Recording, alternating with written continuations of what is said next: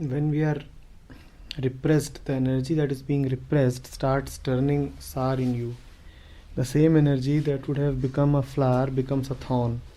The same energy that would have helped to grow becomes stagnant and starts stinking. Energy needs to remain in a flowing state. Repression makes life stagnant.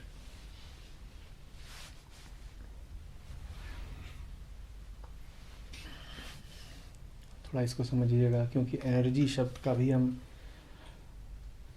बड़ा इस्तेमाल करते हैं, कई बार बिना समझे कि हम क्या कह रहे हैं।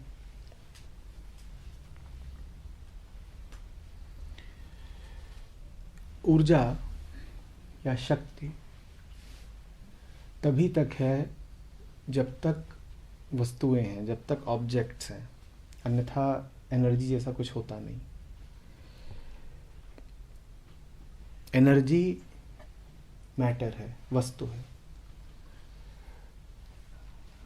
और चूंकि मन वस्तु है, इसी कारण एनर्जी भी वहीं तक है जहां तक मन है। एनर्जी में कुछ विशेष नहीं है। जहां कहीं भी आप ऊर्जा शब्द को, एनर्जी शब्द को पढ़ें तो बस उसको हटा के मन पढ़ लीजिएगा, क्योंकि ऊर्जा पूरे तरीके से मानसिक होती है और कुछ नहीं होता।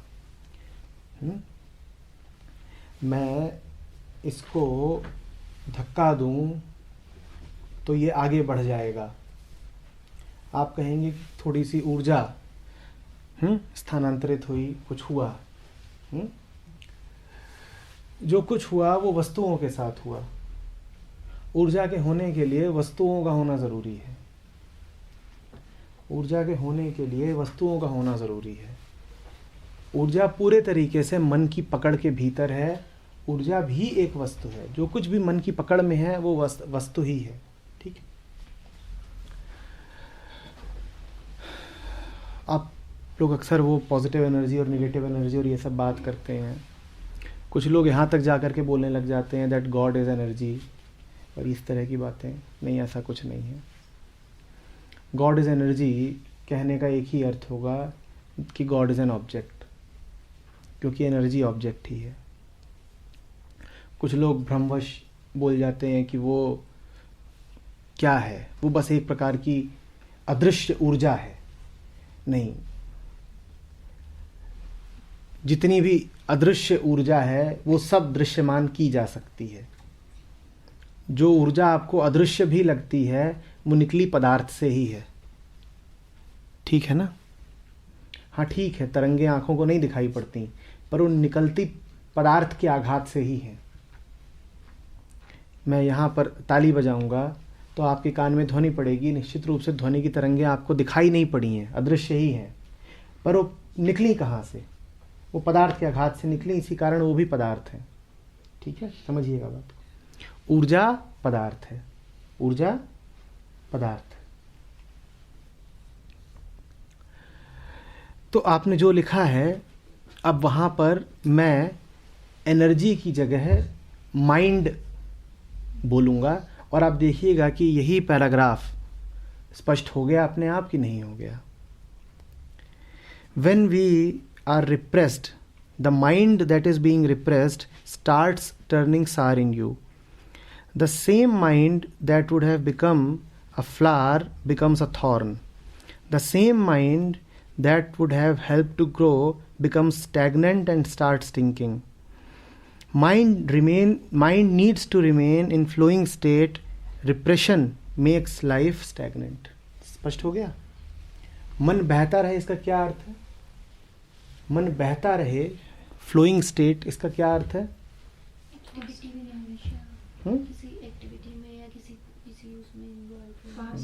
तो कहीं ना कहीं व्यस्त रहे, है ना? अन्यथा मन सड़ने लग जाता है। अगर ना रहे तो शांत रहता है। यहाँ लिखा हुआ है mind needs to remain in flowing state, repression makes life stagnant. आप बोल रहे हो कि मन के फ्लोइंग होने का अर्थ है कि विचार चलता रहे। कैसी बात कर रहे हो आप? मन के बहते रहने का अर्थ ये है कि मन धारणाओं में जकड़ा हुआ न रहे। तथ्य समय है, तथ्य समय है।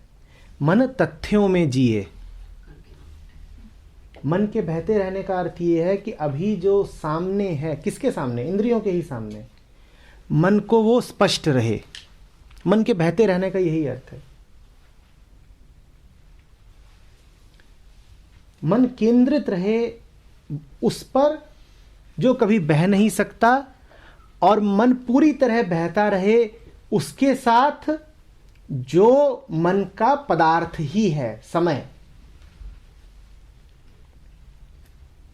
समझ रहे हैं बात को? तो जब सुबह है तो मन के लिए सुबह ही रहे, और जब शाम है तो मन के लिए शाम ही रहे। शाम के समय मन सुबह में ना रहे, और सुबह के समय मन शाम में ना रहे, मन बहता रहे। मन जब राम के सामने है तो राम के सामने रहे, और मन जब श्याम के सामने है तो श्याम के सामने रहे, मन बहता रहे। ये ना हो कि सामने है राम और मन कहां बैठा है? श्याम के पास। जिसे कहते हैं मूव ऑन करते रहना चाहिए, किसी चीज किसी वक्त में ठहर नहीं जाना पास्ट चाहिए, फ्यूचर में ना रहे, अटक नहीं रहना चाहिए किसी चीज। स्पष्ट। तो बस इसका इतना सा ही अर्थ है, इतना ही अर्थ है कि मन को दबाओ मत।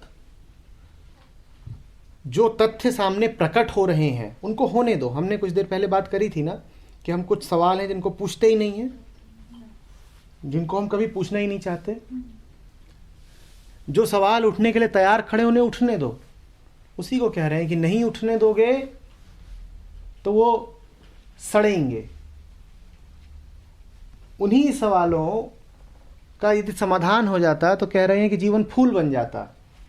पर उन्हीं सवालों को यदि दबाते रहोगे डर के मारे कि पता नहीं क्या हो गया अगर मैंने मुद्दा छेड़ दिया, तो उन्हीं सवालों को यदि दबाते रहोगे तो जीवन कांटों से भर जाएगा।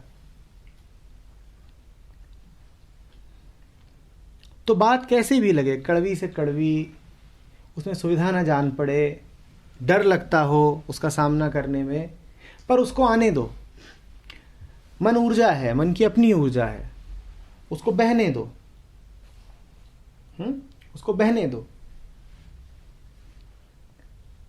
यही जो मानसिक ऊर्जा है ना, यही जो मानसिक ऊर्जा है।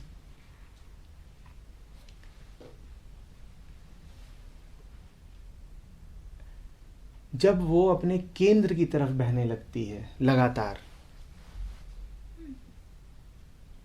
अपने ही केंद्र की तरफ,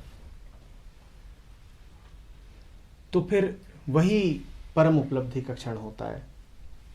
उसी को चाहे समाधि बोल लो, चाहे जो बोलना है बोल लो। और मन की ऊर्जा के अपने केंद्र की तरफ बहने का सीधी सादी भाषा में यही अर्थ होता है कि मन अपने आप को देख रहा है कि मैं कौन हूं। मन नहीं बार बार पूछ रहा कि जो मेरे विषय हैं वो कौन है। मन नहीं पूछ रहा कि ये कार किसकी है, ये दीवार क्या है, ब्रह्मांड कितना बड़ा है। मन ये सारे सवाल नहीं कर रहा। मन की सारी ऊर्जा अपने ही केंद्र की तरफ जा रही है। मन सर्वप्रथम अपने आप से संबंधित है। मन की जो प्राइमरी कंसर्न है वो ये है कि मैं कहाँ से आया, मैं कौन हूँ। उसके पास ही रहना है जहाँ से आया हूँ, उससे दूर नहीं हो जाना है। मन की ऊर्जा केंद्र की तरफ जा रही है, इसका अर्थ है कि मन की सारी गतिविधियां उसी केंद्र को समर्पित हैं। मन कह रहा है कि जो कर रहा हूं तेरे हेतु कर रहा हूं, जो किया तुझे दे दिया। ठीक है ना? रिप्रेशन में इतना ही होगा कि जितना आप उसकी ऊर्जा को दबाओगे वो उतना ही ज्यादा और बहिर्गामी हो जाएगी, और जितना आप उसको मुक्त भाव से बहने दोगे वो उतना ही ज्यादा केंद्र की दिशा पकड़ेगी।